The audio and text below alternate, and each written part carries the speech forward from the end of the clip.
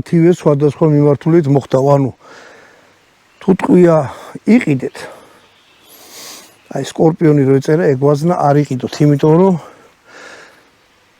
ეხლა არ ვიცი ეს ბოლოში მოხდა თუ თავში, მაგრამ გონია რომ ეს სკორპიონის ნაქნავია, რომელიც გვერდზე გაფრინდა.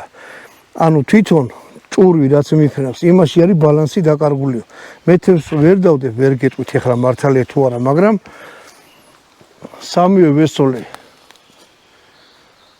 აი აქ უმიზნებდი შუაში და ერთი მაინც წავიდა გვერდზე.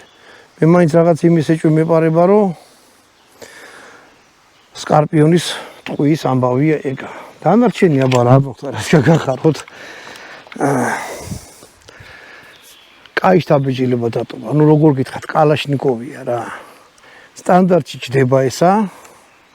შეგიძლიათ იყიდოთ და ტარების უფლებით გაიფორმოთ. ერთადერთი რაც არ მომწონს არის, რომ აი ეს არის თეთრი რა. მაგრამ მაგის დედაცვატირე, ამისი გაშავება შეიძლება თუ მოგინდათ მიხვალ და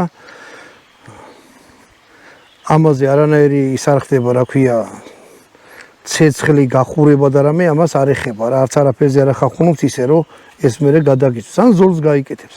მე შეგიძლია გააშავ. დანარჩენი არის კალაშნიკოვი, აი ესეთი რაღაცა, და ამის განხილვა მქონდა, მაგრამ სროლით არ მქონდა ნასროლი. პირველად ვისროლე.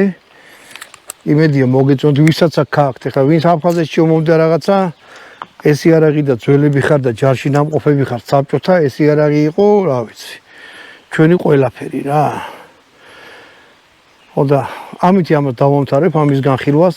მე მეორე ვიდეოს გადავიღებ ჩემი იარაღს, ანუ 5.55, ან 74 შევადარებ აი ამას.